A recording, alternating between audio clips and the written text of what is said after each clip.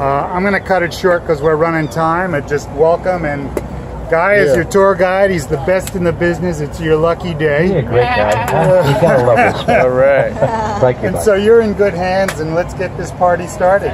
All right. Thank you very much, Mike. Again, welcome to Portland, Maine, folks. You're on Commercial Street.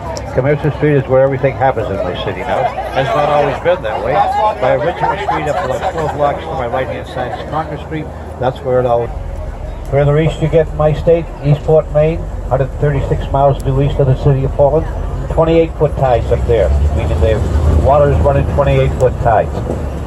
Largest tides in the Western Hemisphere is up in the Bay of Fundy, between Nova Scotia and New Brunswick.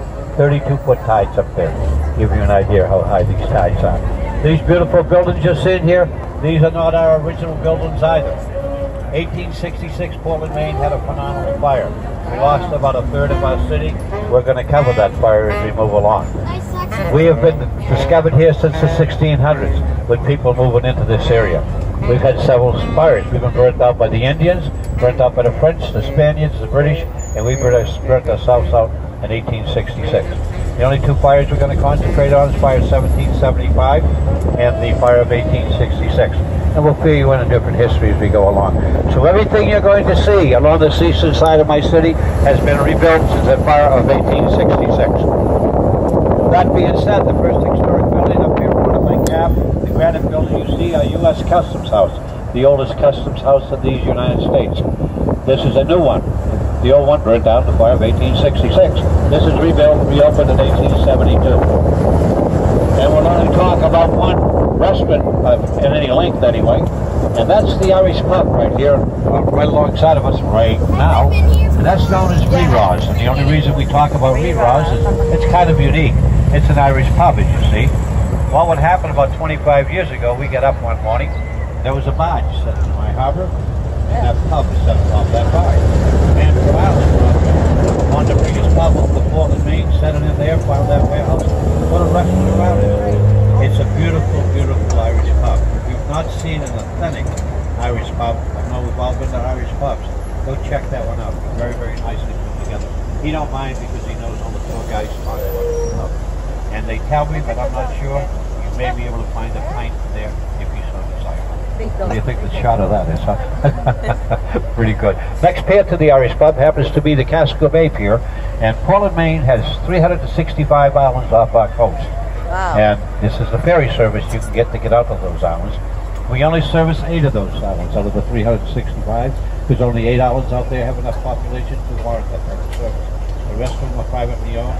They must maintain their own means of transportation, and mostly by boat, and there are some float trains out there.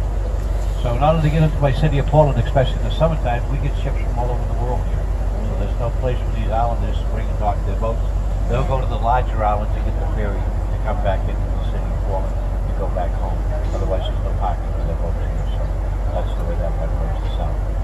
A lot goes on here in the summertime, so if you folks are out walking around my city, only caution I have, just be aware of your surroundings. Very safe city, but like any other city, we have a lot of people coming and going, so just be aware. So you know, okay? Want everybody to be safe. Next pier we come to is the Maine State Pier. The Maine State Pier was opened in 1923 to commence commerce around the world and around our country. In the summertime, it's home to our cruise ships. We'll be hosting 104 cruise ships, the world's largest cruise ships, in here between now and the 3rd of November. They'll be dropping off between 175,000 and 200,000 people here on our waterfront to visit us on Diddley Store. All the nice vendors we have. If you get a chance, stop and say hello, maybe something of some interest to you. The next pier is the Gateway Pier. Is the cat still here? No, the cat has left.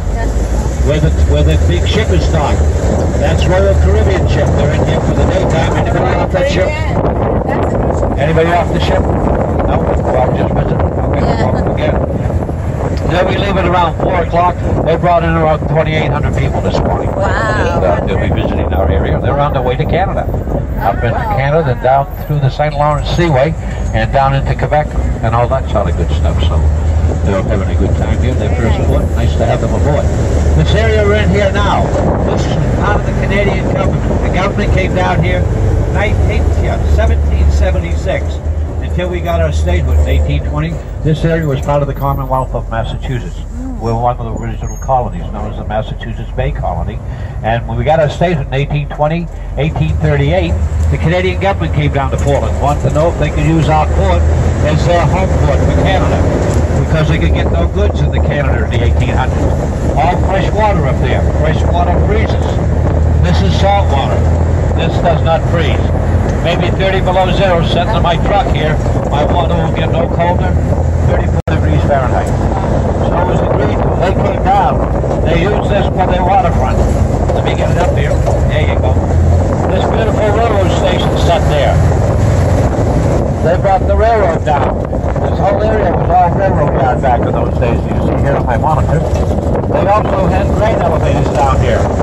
This grain elevator exploded in 1964.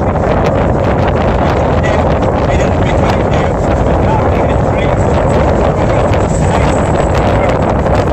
Hold on to your seats if you had. You don't have any. I'll hold on to my hat. Below the Castle Bay, the North Atlantic.